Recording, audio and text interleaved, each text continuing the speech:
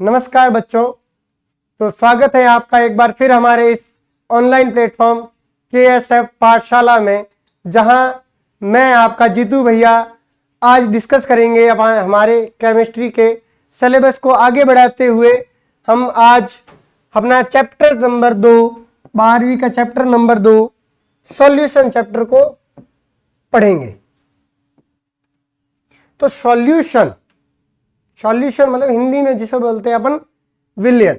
तो विलयन होता क्या है? जैसे कि अपन अपनी दिनचर्या में बात करें तो अपन पूरे दिन कोई ना कोई विलयन को काम में लेते रहते हैं और अपन बहुत सारे विलयन आसपास में देखते भी है।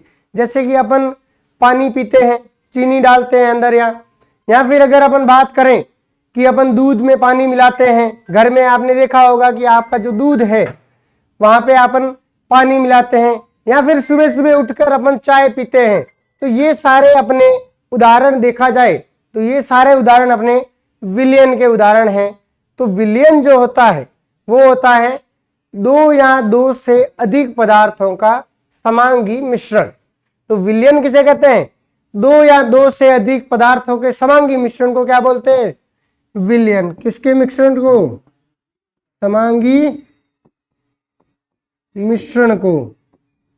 अब बात आती है ये कि ये जो नाम आया समांगी, ये क्या होता है?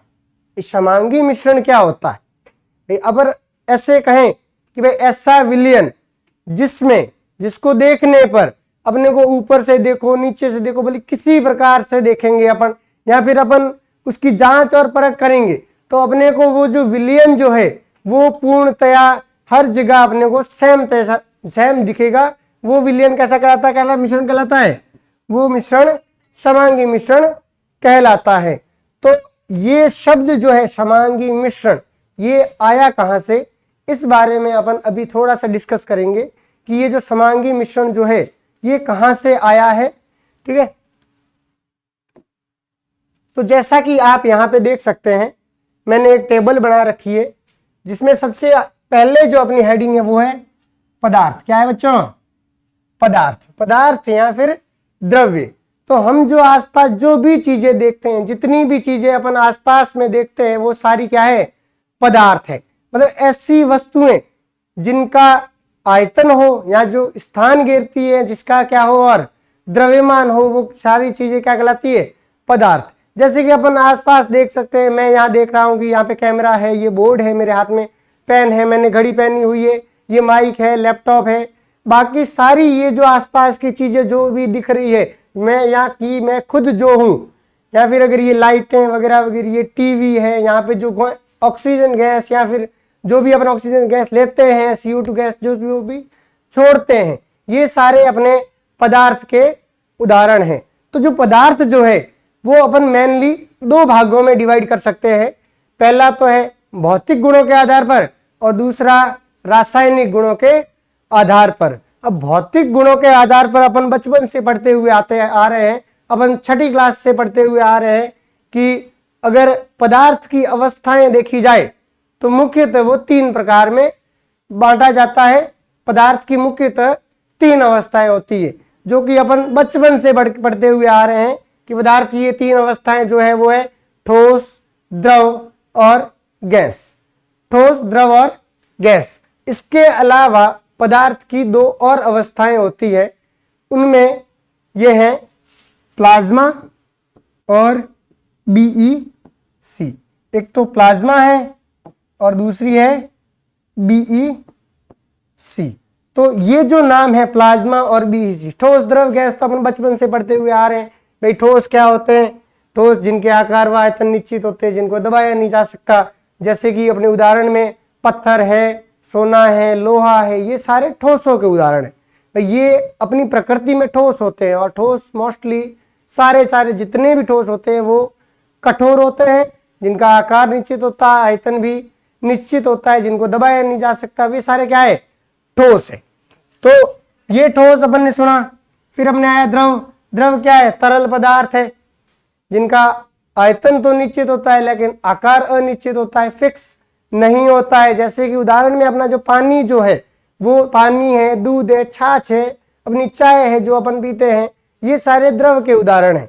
तो ये जो द्रव जो है, ये अगर 1 लीटर आपने लिया है, भले वो आप मग्गे में लेते हो या फिर एक बाल्टी में लेते हो या फिर एक बोतल में लेते हो, तो उसका जो आयतन जो है 1 लीटर, वो तो हमेशा 1 लीटर रहेगा।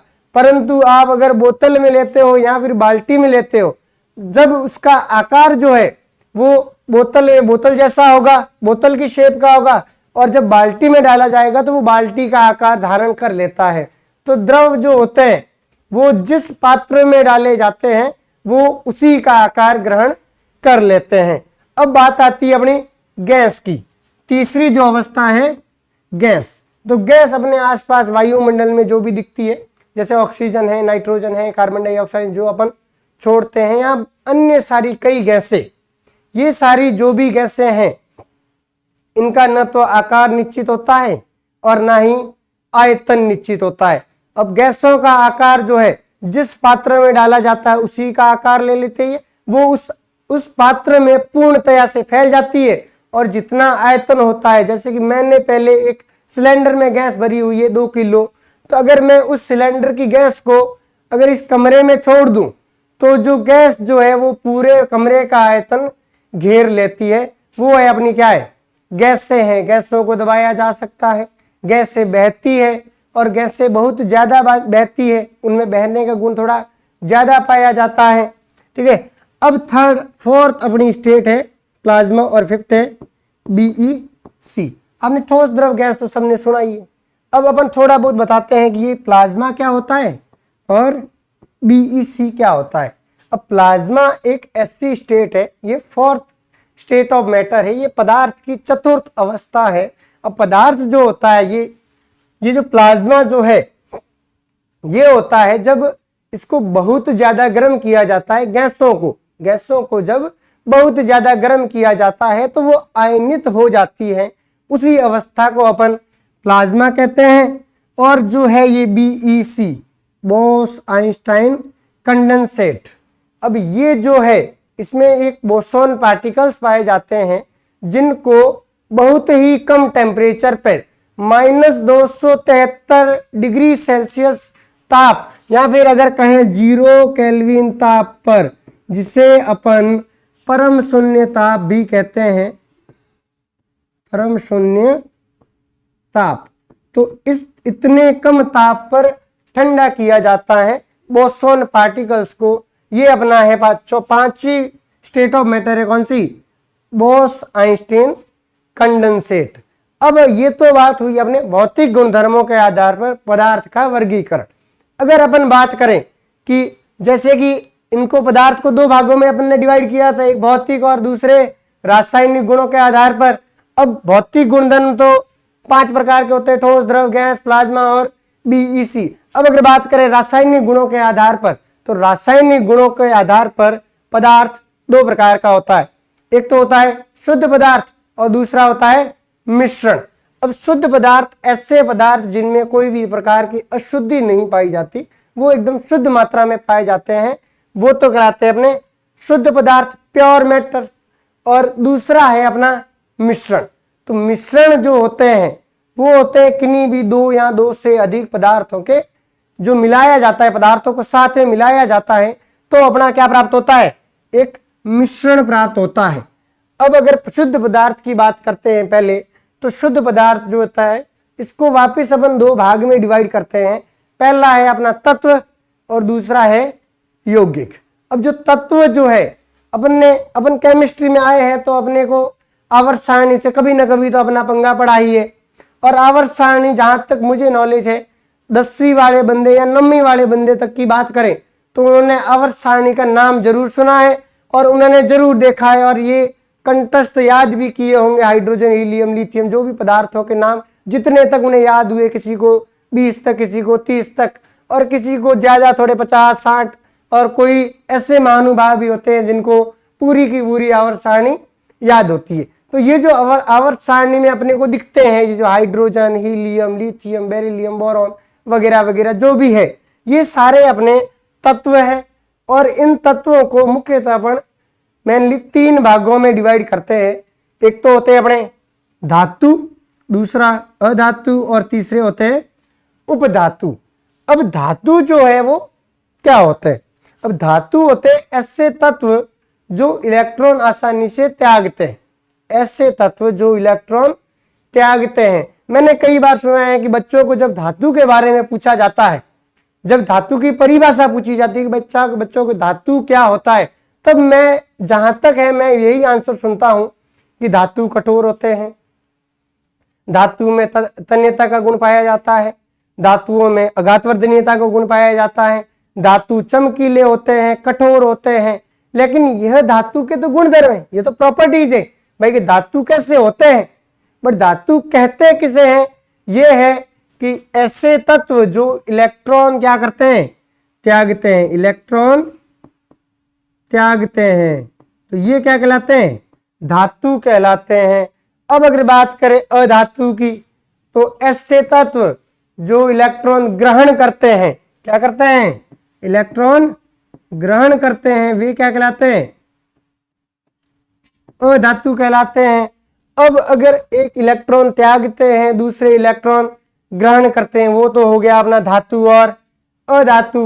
अब एक और नया शब्द है अपना उपधातु। क्या है बच्चों? उपधातु। तो उपधातु जो होते हैं इनमें धातु और अधातु के मिक्स गुण पाए जाते हैं। तो ऐसे तत्व जो इलेक्ट्रॉन त्यागते भी है और ग्रहण भी करते हैं, वो क्या कहलाते हैं बच्चों? उपधातु कहलाते हैं। जो इलेक्ट्रॉन त्यागते भी है, मतलब धातुओं के गुण भी रखते हैं, और जो इलेक्ट्रॉन ग्रहण भी करते हैं, अधातुओं के गुण भी रखते हैं, वो कहलाते हैं बच्चों उपधातु कहलाते हैं। अब अगर शुद्ध पदार्थों की बात करें, तत्व हो गया अपना धातु, अधातु और उपधातु में, और एक और प्रकार के होते हैं शुद्ध पदार्थ, वो होते हैं यौगिक। तो अपने जो तत्व जो है वो निश्चित अनुपात में जब मिलते हैं तो अपने यौगिक बनाते हैं। और ये जो यौगिक जो होते हैं वो अपने दो प्रकार के होते हैं, एक तो कार्बनिक होते हैं और दूसरे अकार्बनिक होते हैं। अब बच्चों नाम से लग रहा है कि जो कार्बनिक है जिसमें क्या आ गया अपना? कार्बन आ गया। क्या आ गया बच्चों? कार्बन। और मतलब ऐसे तत्व, ऐसे यौगिक जिनमें कार्बन हो, वे तो कहलाते हैं कार्बनिक यौगिक। और ऐसे यौगिक जिनमें कार्बन उपस्थित नहीं हो, क्या कहलाते हैं बच्चों? अकार्बनिक यौगिक कहलाते हैं। अब अगर ये यहां तक अपन ने पूरा किया, लेकिन बात तो अपनी आई थी कि ये मिश्रण जो शब्द है, समांगी मिश्रण, ये कहां से आया? तो अब अगर रासायनिक गुणों के आधार पर दो भागों में जो विभाजित किया था, शुद्ध पदार्थ और मिश्रण, तो मिश्रण क्या था बच्चों? भाई कोई भी दो या दो से अधिक पदार्थ जो है, कितने भी पदार्थ आपने लिए उनको मिलाया तो अपना प्राप्त हुआ अपने को मिश्रण। और मिश्रण को अपन दो भागों में विभाजित कर सकते हैं, एक होते हैं समांगी मिश्रण और दूसरे होते हैं विसमांगी मिश्रण। तो समांगी मिश्रण जो होते हैं, मतलब ऐसे तो दो या दो से अधिक पदार्थों का जो मिश्रण जो होता है, और वो ऐसा मिश्रण जिनमें वो दोनों जो अवस्थाएं जो होती, दोनों पदार्थ जो लिए हैं वो आपस में अच्छे से घुल जाए, वो तो कहलाता है अपना समांगी मिश्रण। जैसे उदाहरण के लिए ले ले शिकंजी जो आप पीते हैं, नींबू शिकंजी बेटा, तो नींबू शिकंजी में अपन क्या क्या लेते हैं? अपने पास पानी होता है, पानी के अंदर अपन नींबू निचोड़ते हैं, उसके अंदर नमक डालते हैं, चीनी डालते हैं, और कोई और भी होते हैं जिनके पास घरों में और अवेलेबल जो भी चीजें होती है जो स्वाद को इनहांस कर ले, जो स्वाद को बढ़ाए, जैसे जलजीरा डाल दिया, कुछ और भी चीजें अपन डालते हैं। तो आप जैसे ही नींबू शिकंजी देखोगे, जैसे आपने पानी, नींबू, ये चीनी और नमक डाला और घोल के मिक्स किया, तो उसका जो मिश्रण अपने को दिखेगा, वो जो शिकंजी अपने को दिखेगी, भले आप गिलास में भर के ऊपर से देखोगे, ऊपर से आप टेस्ट करोगे तो भी आपको सेम टेस्ट आएगा, और नीचे से आप टेस्ट करोगे या देखोगे तो सेम जैसी दिखेगी, और टेस्ट भी कैसा होगा उसका? सेम। मतलब जो थ्रू आउट द विलियन है, उसकी प्रकृति, भौतिक और रासायनिक गुणधर्म अगर समान मिले तो वो तो अपने कहलाते हैं समांगी मिश्रण। और जिनके भौतिक और रासायनिक गुणधर्म थ्रू आउट द विलियन मतलब अलग अलग मिले, वो अपने कहलाते हैं विसमांगी मिश्रण। जैसे अगर मैं विसमांगी मिश्रण का आपको उदाहरण दूं, तो जैसे मेरे पास पानी था, उसके अंदर मैंने कंकड़ डाल दिए, रेत डाल दी, मिट्टी डाल दी, तो वो क्या करेगा? जो रेत और कंकड़ मिट्टी जो भी है वो पानी के अंदर नहीं घुल पाते हैं, पूर्णतया पानी के अंदर बिल्कुल भी नहीं घुलते हैं। तो अपन ऊपर से देखेंगे तो ऊपर से अपने को दिखता है पानी ही पानी है, और नीचे जैसे ही अंदर जाते हैं, हाथ डाल के या चम्मच डाल के अंदर से निकालते हैं जब, तो अपने को रेत प्राप्त होती है। तो ये जो थ्रू आउट द विलियन है, अपने को ऊपर अलग दिख रही है अवस्था, नीचे अलग दिख रही है, कहीं थोड़ा जो कीचड़ टाइप हो चुका है वो अपने को अलग दिख रहा है। तो ये जो है वो अपना कहलाता है विषमांगी मिश्रण। इन दोनों जो समांगी विषमांगी मिश्रण जो है, इन दोनों के बीच की एक और अवस्था होती है जिन्हें अपन कोलाइड बोलते हैं।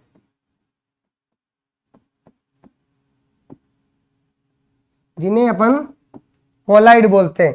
तो ऐसे मिश्रण जो ना तो थ्रू आउट द विलियन सेम दिखे और ना ही ऐसे दिखे कि भाई कि ऊपर से अलग है और नीचे से एकदम, नीचे से अलग ऊपर से अलग, ऊपर पूरा पानी पड़ा है नीचे कुछ भी पड़ा है, मतलब मिट्टी है रेत है जो भी पड़ा है।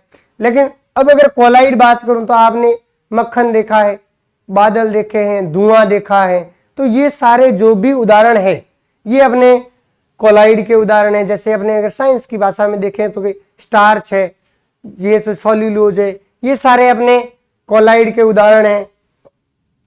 तो अब अगर इसमें अपन आते हैं कि भाई अपने तो काम का क्या था, विलियन की परिभाषा पढ़ी थी, और विलियन की परिभाषा क्या थी बच्चों, भाई दो या दो से अधिक पदार्थों का समांगी मिश्रण, मतलब दो या दो से अधिक पदार्थों का समांगी मिश्रण जो होता है वो क्या कहलाता है, विलियन कहलाता है। क्या कहलाता है बच्चों, तो मतलब दो या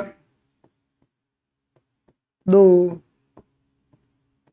से अधिक पदार्थों का समांगी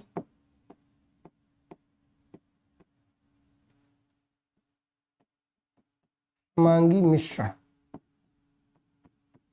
तो दो या दो से अधिक पदार्थों का समांगी मिश्रण जो होता है वो अपना कहलाता है विलियन कहलाता है। तो अगर अपन नॉर्मल उदाहरण ले कि जो विलियन जो है, जैसे कि अपन ने उदाहरण लिया था अभी शिकंजी, जैसे पानी में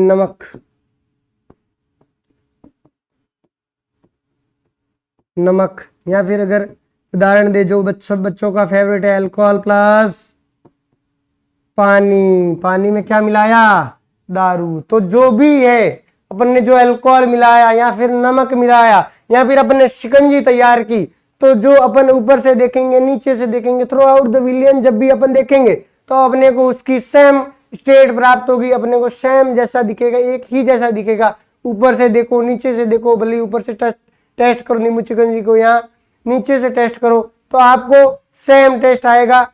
और यही अपना क्या कहलाता है, समांगी मिश्रण। तो मतलब रासायनिक और भौतिक गुणधर्म थ्रू आउट द विलियन, पूरे विलियन में समान दिखे तो अपना वो कहलाता है समांगी मिश्रण, जिसे अपन विलियन भी कहते हैं।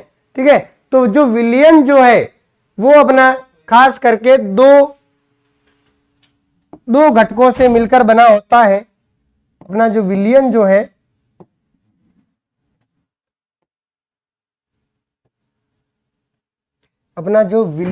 है वो मुख्यतः दो घटकों से मिलकर बना होता है। एक तो होता है अपना विलय और एक होता है विलायक। क्या होता है बच्चों, एक तो होता है विलय और दूसरा विलायक। अपन विलय को इंग्लिश में बोलते हैं सॉल्यूट और विलायक को बोलते हैं सॉल्वेंट।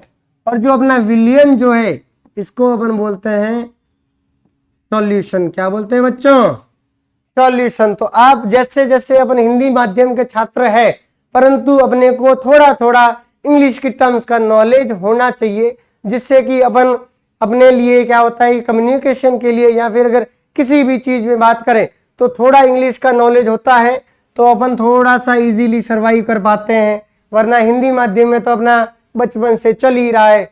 लेकिन अगर आप आगे जैसे ही जाओगे, हायर एजुकेशन में जैसे ही अपन जाते हैं, वैसे अपन देखते हैं कि हिंदी का जो डोमिनेशन है वो धीरे धीरे कम हो जाता है और इंग्लिश का डोमिनेंस आ जाता है। तो अपन जैसे जैसे आगे चलते रहेंगे मेरे साथ, धीरे धीरे आप थोड़े थोड़े इंग्लिश के टर्म्स सीखते जाइएगा और ध्यान रखिए भाई कि हाँ कि विलय को अपन सॉल्यूट कहते हैं, विलायक को सॉल्वेंट और विलयन को सॉल्यूशन कहते हैं। तो ये जो विलयन जो मिलके बना होता है विलय और विलायक से, तो जो विलय होता है वो क्या होता है? अब वह पदार्थ जो सामान्यतः कम मात्रा में पाया जाता है, जो कम मात्रा में पाया जाता है, और जो विलायक होता है वो सामान्यतः अधिक मात्रा में पाया जाता है।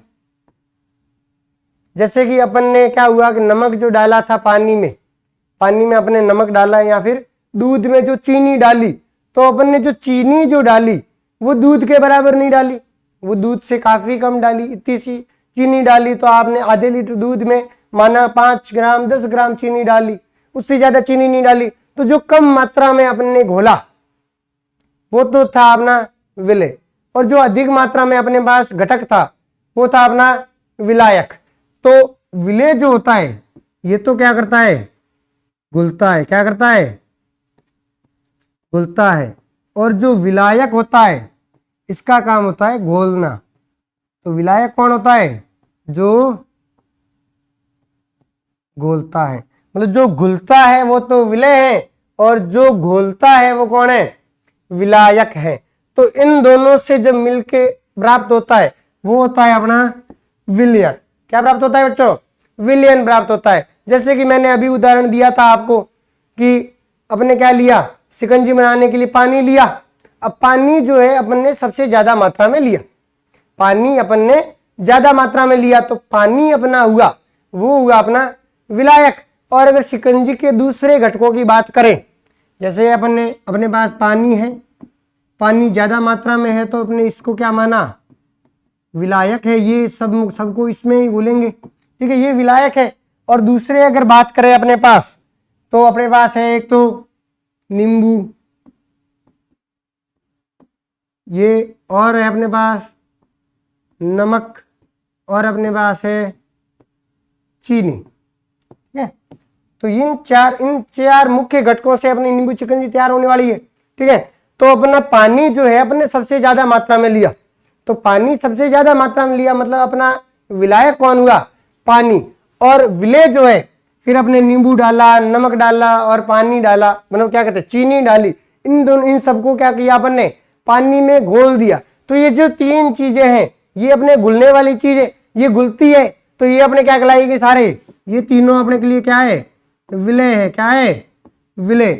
तो विलायक जो होता है वो एक होगा, और विलय जो है वो एक से अधिक हो सकते हैं। जैसे इसमें भी अपन ने देखा कि भाई पानी विलायक था, और नींबू और नमक और चीनी अपने 3 विलायक थे। तो विलयन जो होता है वो उसमें विलायक तो एक ही होगा जो घोलेगा, और विलय जो होंगे वो एक से अधिक हो सकते, 2 हो सकते, 3 हो सकते, 10 हो सकते, कितने भी हो सकते हैं, वो आपकी इच्छा है, ठीक है। अपन सॉल्यूशन देखने के बाद, अपने को इंफॉर्मेशन मिलने के बाद अपन बता सकते हैं कि इसमें कितने विलय और कितने विलायक हैं। विलायक तो हमेशा एक होगा, और विलय कितने होंगे वो अपने पास इंफॉर्मेशन होगी तब जाके अपन ये बता पाएंगे, ठीक है। तो विलयन के भौतिक और रासायनिक गुणधर्म जो होते हैं वो पूरे विलयन में समान होते हैं, उनमें कहीं अलग अलग नहीं होते हैं।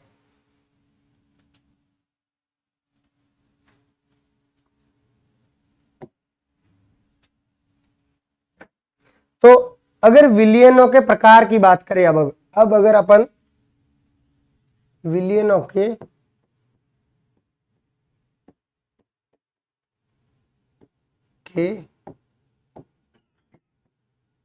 प्रकार, तो विलयनों को अपन अलग अलग भागों में डिवाइड करके अपन उसके प्रकार पढ़ सकते हैं कि जैसे भाई अपने पास घटक कितने हैं, जैसे कितने घटकों से विलयन बना हुआ है, उस प्रकार से अपन डिवाइड करें पहले कि घटकों की संख्या के आधार। पहला कौन सा है?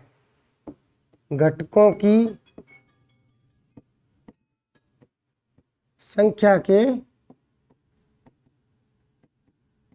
आधार पर। अब अगर घटकों की संख्या के आधार पर अपन बात करें तो माना पहले मेरे पास 2 घटक थे, तो उसको अपन कहेंगे द्विअंगी विलयन, द्विअंगी विलयन। तो द्विअंगी विलयन अपन किसे कहेंगे, जिसमें अपने पास कितने घटक होंगे, 2 घटक होंगे। तो एक तो अपना क्या होगा, विलय, और एक ही विलायक होगा। तो टोटल विलयन में जो होंगे वो कितने घटक होंगे, 2 घटक होंगे। तो अपना ये क्या कहलाएगा, द्विअंगी विलयन कहलाएगा। और अगर बात करें भाई अपन ने घटक बढ़ा दिए, जैसे 3 कर दिए टोटल, तो अपना क्या कहलाएगा, त्रिअंगी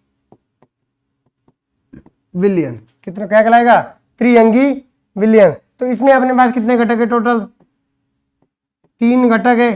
तो अपने को पता है अपने पास विलय तो कितने हैं, विलायक तो कितना होगा, 1 होगा, और विलय कितने होंगे, 2 अपने पास क्या होंगे, विलय होंगे।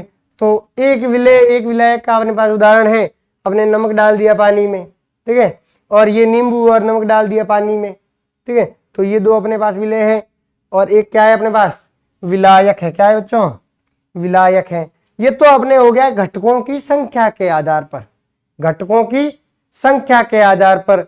और अगर दूसरे भाग में अपन दूसरी प्रकार से विलयनों को अपन अगर डिवाइड करें, तो अपन कह सकते हैं कि विलय तथा विलायक की मात्रा के आधार पर, विलय तथा विलायक की मात्रा के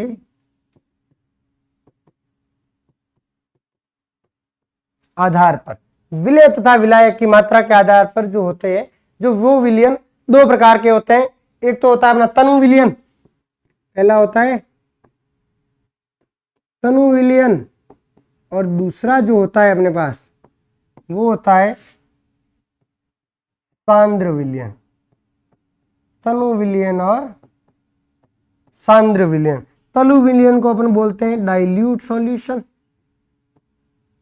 और सांद्र विलयन को बोलते हैं कंसंट्रेट, और शॉर्ट फॉर्म में इसको लिखते हैं डाइल्यूट, और इसको लिखते हैं कंसंट्रेट, ठीक है, डाइल्यूट और कंसंट्रेट। अब ये जो तनु विलयन और सांद्र विलयन है वो है क्या, मतलब इसको तनु क्यों कहते हैं, इसको सांद्र क्यों कहते हैं। तो अपने जो ये 2 प्रकार के विलयन होते हैं, ये विलय और विलायक की मात्रा पे निर्भर करते हैं। तो भाई जो तनु विलयन जो है वो क्या है भाई, ऐसे विलयन जिसमें विलय की मात्रा अपेक्षाकृत क्या हो, कम हो। तो ध्यान से सुनना, ये जो शब्द है अपेक्षाकृत, ये जो है वही इंपॉर्टेंट पार्ट है, इस तनु और सांद्र विलयन में फर्क करता है। क्या है कि भाई ऐसे विलयन जिनमें विलय की मात्रा अपेक्षाकृत कम हो, वे विलयन अपने तनु कहलाते हैं, और ऐसे विलयन जिनमें विलय की मात्रा अपेक्षाकृत क्या हो, अधिक हो, वो क्या कहलाते हैं, अपने सांद्र विलयन कहलाते हैं। तो जो विलय जो होगा वो अपेक्षाकृत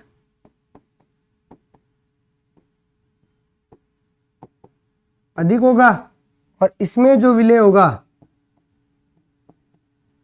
वो सॉरी बेटो, इसमें जो विलय होगा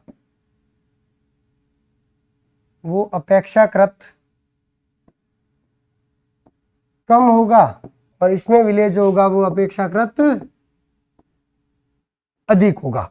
जैसे कि अगर मैं उदाहरण दूं आपको, मैंने क्या किया, 2 बाल्टियां ली, 2 बर्तन लिए, 2 पात्र लिए, 2 गिलासें ली मैंने। उनमें क्या किया मैंने, एक गिलास में 2 गिलासें ली मैंने, इनमें समान मात्रा में मैंने पानी भरा। माना कितना भरा मैंने, 100 ml इसमें पानी भरा, और 100 ml इसमें, इन दोनों में मैंने क्या भर दिया, पानी भर दिया 100 ml।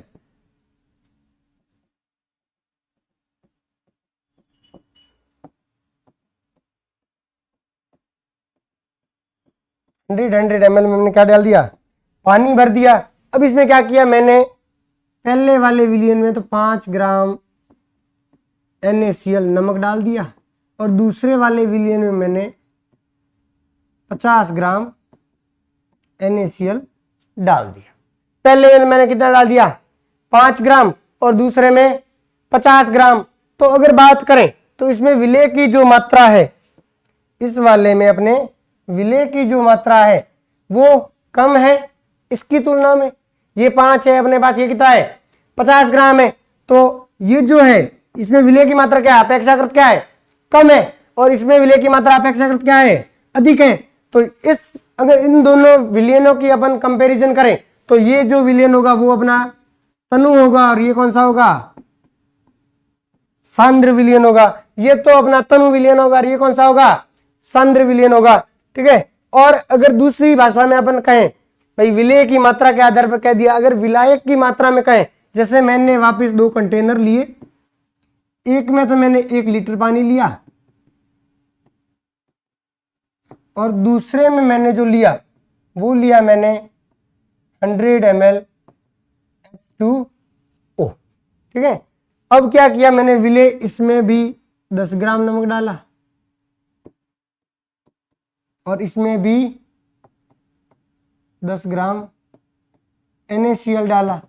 तो जो मैंने नमक डाला इस बार मैंने विलेय को क्या कर दिया, समान। विलेय को क्या किया, समान। मैंने इसमें भी 10 ग्राम डाला, इसमें भी 10 ग्राम डाला, लेकिन जो विलायक की जो मात्रा थी, मैंने इसमें 1 लीटर विलायक लिया और इसमें 100 ml विलायक लिया। तो विलायक की मात्रा इसमें ज्यादा है और इसमें कम है।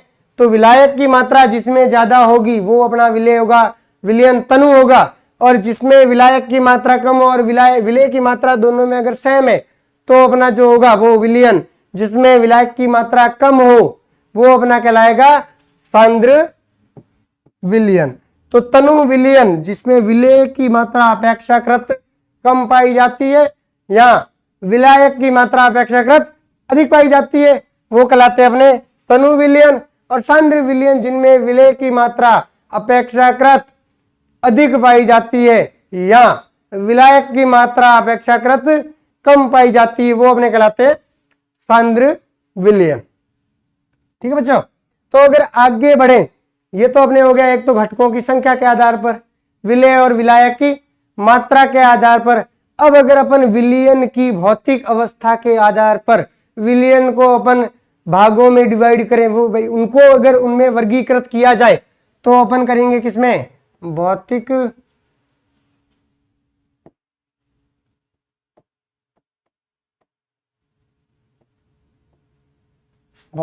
अवस्था के आधार पर, भौतिक अवस्था के आधार पर। तो अगर मैं आपको छोटी सी बात बताऊं कि जो अपना जैसे पानी अपना था और उसमें अपने नमक भी डाला, चीनी भी डाली और क्या कहते हैं अपने नींबू भी डाला शिकंजी बनाने के लिए, तो अपना जो पानी जो था विलायक, तो अपना जो नींबू शिकंजी में भले तुमने नमक थोड़ा ज्यादा डाल दिया, भले चीनी थोड़ी ज्यादा डाल दी, लेकिन उसकी जो अवस्था थी भौतिक अवस्था वो क्या थी, मतलब जो अपने विलायक की थी वो होगी। जो भौतिक अवस्था जो होती है, अब जो अगर मैं बात करूं इसमें एक तथ्य कहूं कि जो भौतिक अवस्था है, विलयन की भौतिक अवस्था, विलयन की भौतिक अवस्था वो होगी बराबर होगी विलायक के भौतिक अवस्था के, विलायक की भौतिक अवस्था। तो विलायक और विलयन जो है इन दोनों की भौतिक अवस्था क्या होगी, सेम। विलायक और विलयन जो है इन दोनों की भौतिक अवस्था क्या होगी, सेम होगी। क्या होगी बच्चों, सेम होगी। तो अपन जिसमें घोल रहे हैं तो मुख्यतः अपनी जो भौतिक अवस्था होगी वो वही होगी जो अपन जिसमें घोल रहे हैं, मतलब जो विलायक जो होगा उसकी भौतिक अवस्था ही अपने विलयन की भौतिक अवस्था होगी। ठीक है। अगर आगे बढ़े भाई, आगे भौतिक अवस्था के आधार पर विलयन जो होते हैं वो अपने 9 प्रकार के होते हैं। ये विलयन है। फिर अगर बात करें विलेय की,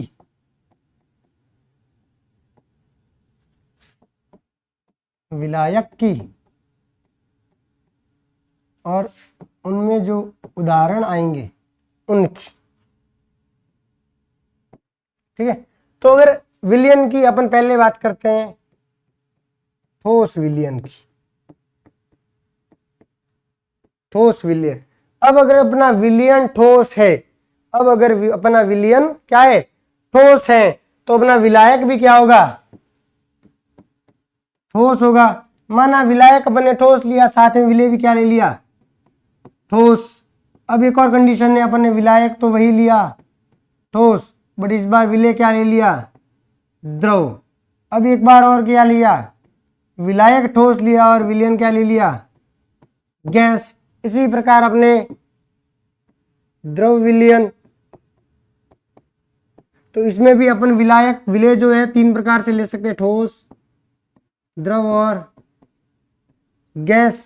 अपना विलय क्या होगा, विलायक, द्रव, द्रव और द्रव, क्योंकि अपनी द्रव विलयन है तो उसका विलायक क्या होगा, द्रव होगा।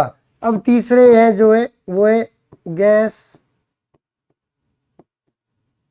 विलयन। इसमें अपन विलय ले सकते हैं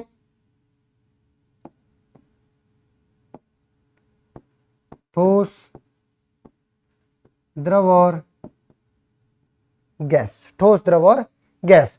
इसमें अपना क्या होगा, गैस, गैस और गैस। तो अपना विलायक क्या होगा, जब विलायक अपना ठोस होगा तो अपने विलय भले किसी प्रकार का लिया, अपने ठोस, द्रव, गैस किसी भी प्रकार का लिया तो अपना विलयन क्या हुआ, ठोस विलयन कहलाया।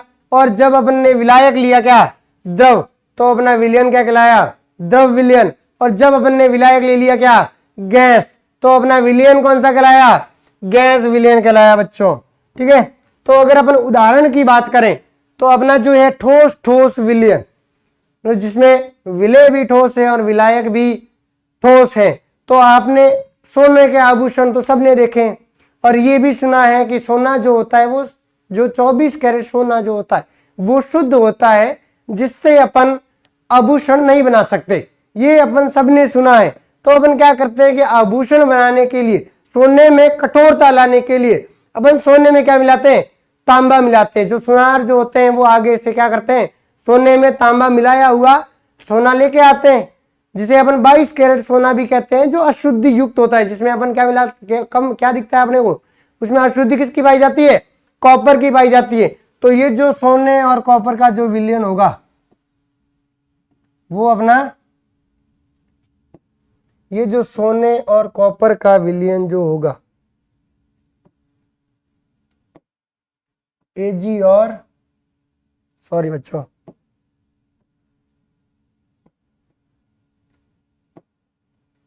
एयू और कॉपर, सोने और कॉपर का जो मिश्रण होगा वो अपना ठोस विलयन का उदाहरण है। अब क्या किया अपन ने, विलायक तो वही अपना ठोस था और विलय क्या ले लिया, इस बार द्रव ले लिया। अपन ने क्या ले लिया, द्रव।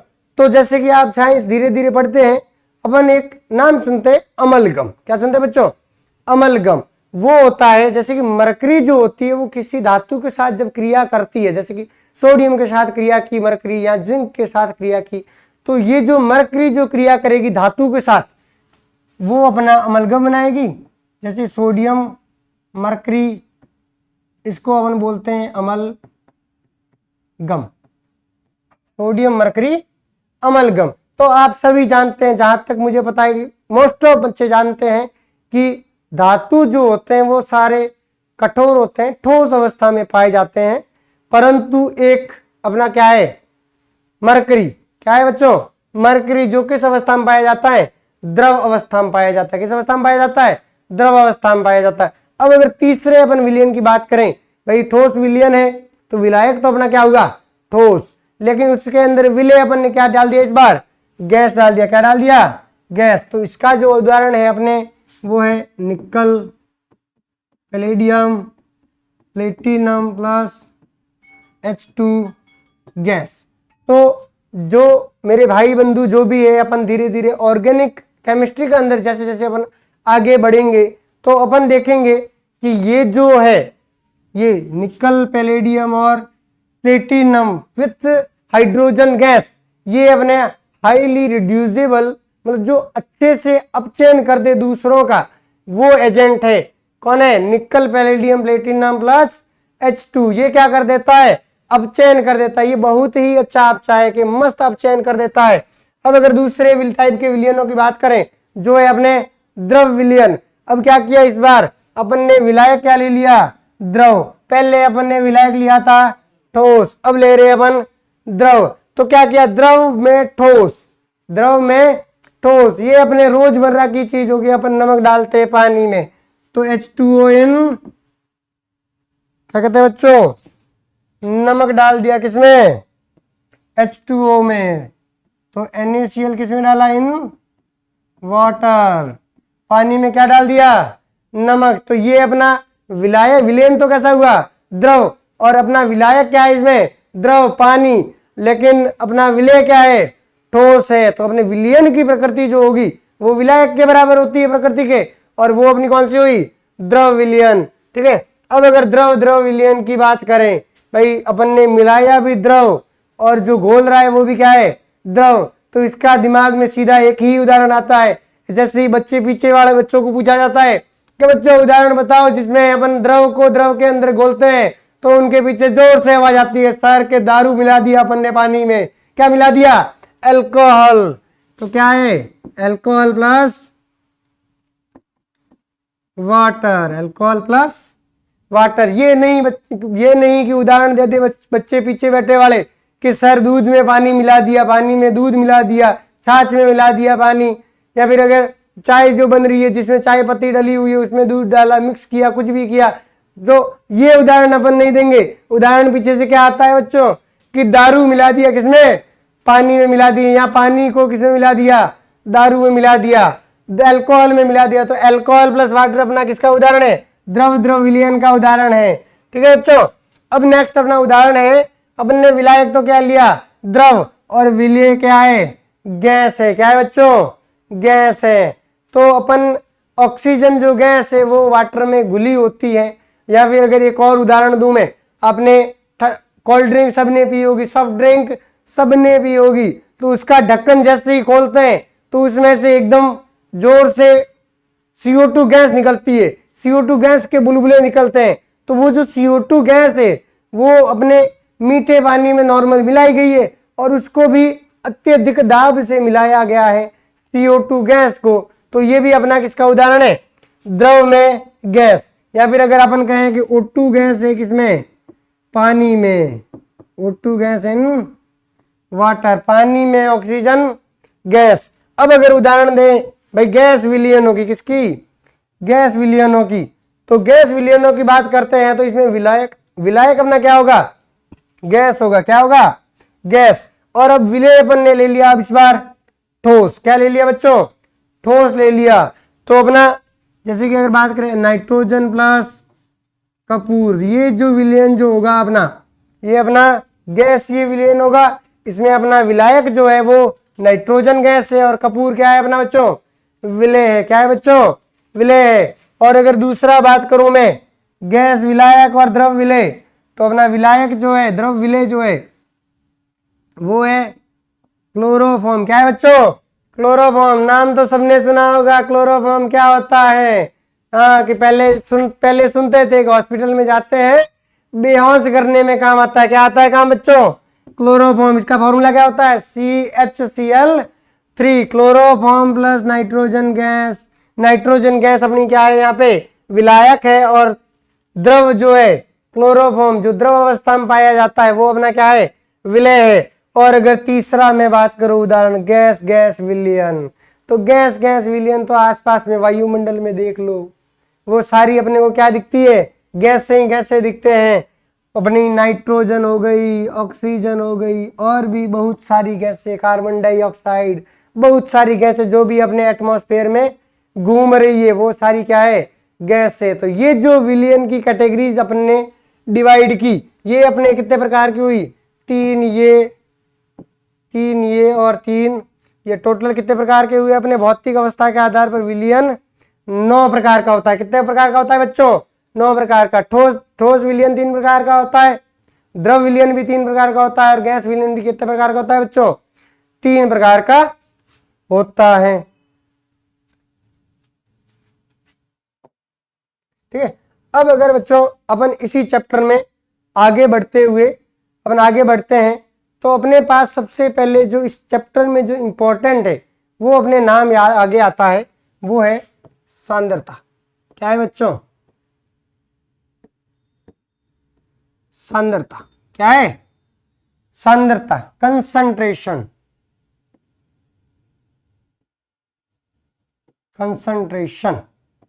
सांद्रता। अब ये जो सांद्रता शब्द है इसका मतलब होता क्या है?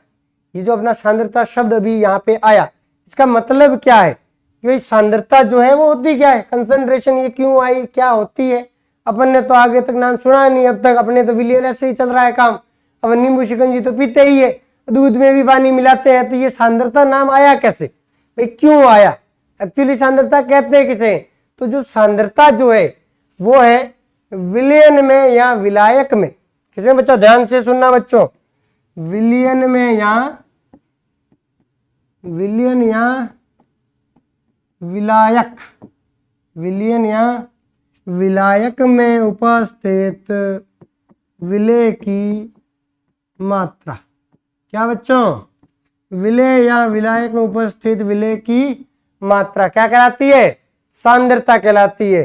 तो अगर मैं कहूं कि भाई जो पानी जो लिया मैंने 100 ml लिया, 200 ml लिया, तो इसमें मैंने जो नमक डाला, क्या डाला बच्चों? नमक जो अपन ने मैंने इसमें डाला शिकंजी बनाते समय, पानी में जो नमक डाला वो कितना डाला?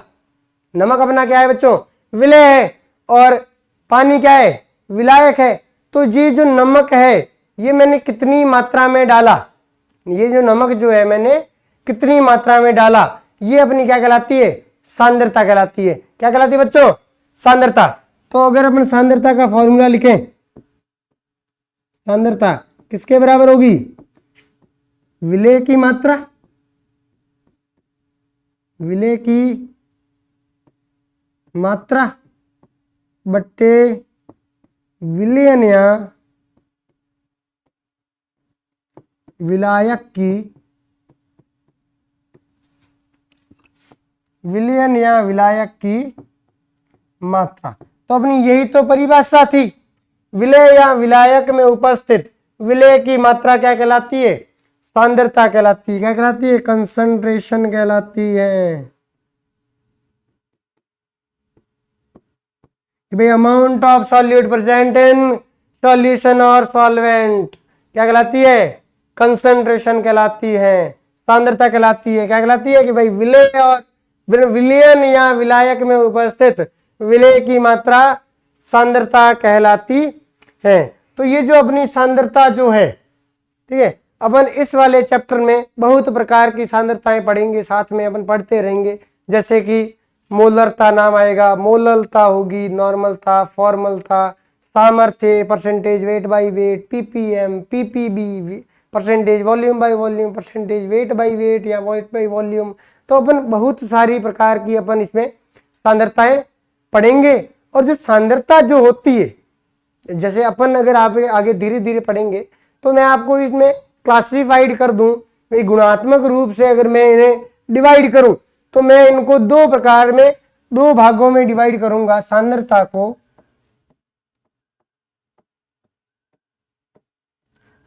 को मैं 2 प्रकार से डिवाइड करूंगा। एक तो ऐसी सांद्रताएं जो ताप पर निर्भर करती है। किस पर? ताप पर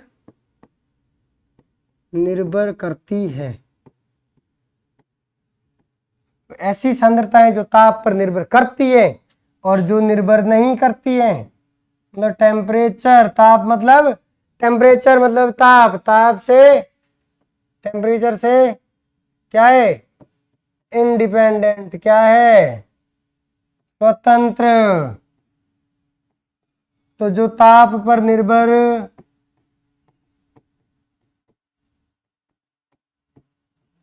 नहीं करती हैं, ताप पर निर्भर नहीं करती हैं, तो अपन 2 प्रकार से इनको डिवाइड कर सकते हैं। एक तो ऐसी सांद्रताएं जो ताप पर निर्भर करती है और ऐसी सांद्रताएं जो ताप पर निर्भर नहीं करती है। तो ताप पर कौन निर्भर करता है? अपन ने 11वीं क्लास में, अगर आप 12वीं का पढ़ रहे हो, अपन नीट की तैयारी कर रहे हैं, तो आपने अगर 11वीं क्लास में थोड़ा बहुत आपको याद हो तो हमने पढ़ी थी आदर्श गैस समीकरण। क्या पढ़ी थी? आदर्श गैस समीकरण। अब आदर्श गैस समीकरण कहती है कि जो क्या कहती है, पीवी बराबर एनआरटी, पीवी बराबर एनआरटी। तो यहां पे पी क्या है? दाब है। पी क्या है? दाब। वी अपना है आयतन, एन अपना है मोल, आर जो है वो है अपना गैस नियतांक या गैस स्थिरांक, और टी है अपना ताप। क्या है बच्चों? ताप। तो यहां पे कौन सी ऐसी क्वांटिटी है जो ताप पर निर्भर करती है? यहां से अगर देखें तो P समानुपाती T, या फिर V समानुपाती T, या फिर T जो है वो मोलों की संख्या के व्युत्क्रमानुपाती होता है।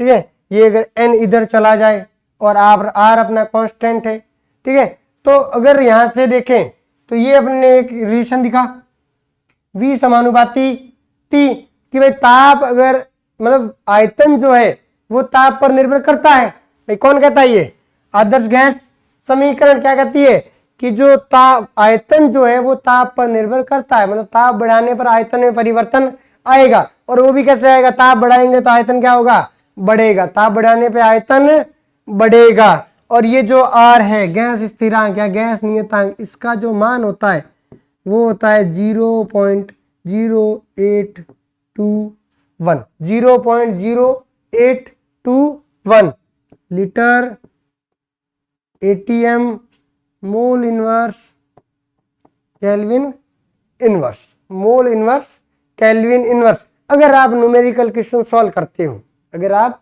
न्यूमेरिकल क्वेश्चन को सॉल्व करते हो जहां पे आपको R की वैल्यू ये रखनी हो 0.0821, 0.0821, तो आप क्या करोगे कि भाई इसको गुणा करना या इसका भाग देना आपके लिए इतना इजी नहीं होता, इतना इजी नहीं होगा, क्योंकि ये जो है पॉइंट के बाद 4 डिजिट है और उसका गुणा या भाग करना अपने लिए थोड़ा टफ होता है, जो टाइम कंज्यूमिंग है। तो अपन इसको अप्रोक्सीमेट बराबर लिखेंगे 1/12 के। किसके बराबर बेटा?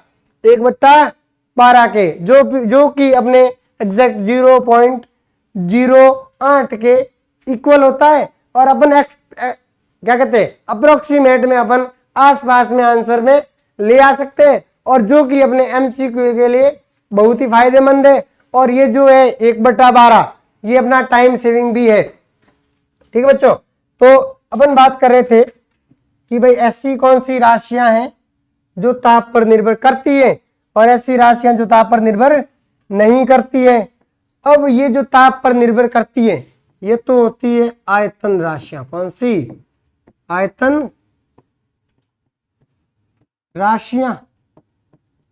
और ये जो है ताप पर जो निर्भर नहीं करती ये है अपनी द्रव्यमान राशियां। कौन सी है बच्चों? द्रव्यमान राशियां। तो जो आयतन राशियां हैं वो ताप पर निर्भर करती है और द्रव्यमान राशियां हैं जो ताप पर निर्भर नहीं करती। तो ऐसी सांद्रताएं जिनके अपन परिभाषा या फॉर्मूले में आयतन नाम आ जाए, क्या आ जाए बच्चों? आयतन नाम, तो वो तो अपनी ताप पर निर्भर करेगी। और जिनमें आयतन ना आके द्रव्यमान आ जाए, भार आ जाए, वो अपने आयतन क्या कहते हैं, ताप पर निर्भर नहीं करेगी।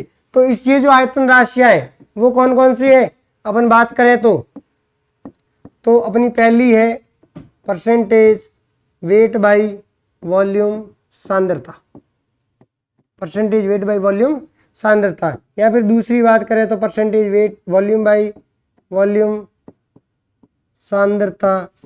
तीसरी है अपने पास मोलरता। चौथी अपने पास है नॉर्मलता। पांचवी अपने पास है फॉर्मलता। मोलरता को कैपिटल M से लिखा जाता है, नॉर्मलता को कैपिटल N से और फॉर्मलता को कैपिटल F से लिखा जाता है। अब अगर बात करें अपन इस इस प्रकार दूसरे पार्ट में ग्रुप बी में, ये ग्रुप ए, ग्रुप बी में अगर बात करें तो ये ताप पर निर्भर नहीं करती, मतलब कौन सी राशियां है, द्रव्यमान राशियां। तो इसमें अपन मोस्टली पढ़ेंगे मोललता और अपनी percentage weight by wait, percentage weight by wait और मोललता। दो और अपन यहाँ पे आगे बढ़ते हुए नाम सुनेंगे, एक तो मोल और दूसरा मोल बिन। एक तो मोल और मोल बिन कह दो या फिर मोल अंश कह दो।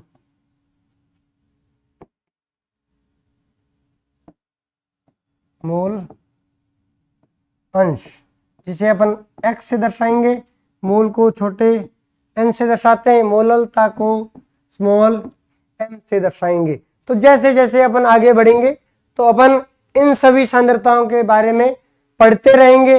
जैसे अपन अगर आज के लेक्चर की बात करें तो अपन ने पढ़ा विलयन क्या होता है, ये जो पदार्थ जो दो या दो से अधिक पदार्थों का जो समांगी मिश्रण होता है वो क्या कहलाता है, विलयन कहलाता है। ये जो शब्द है वो कहाँ से आया, तो ये एक आया पदार्थ से।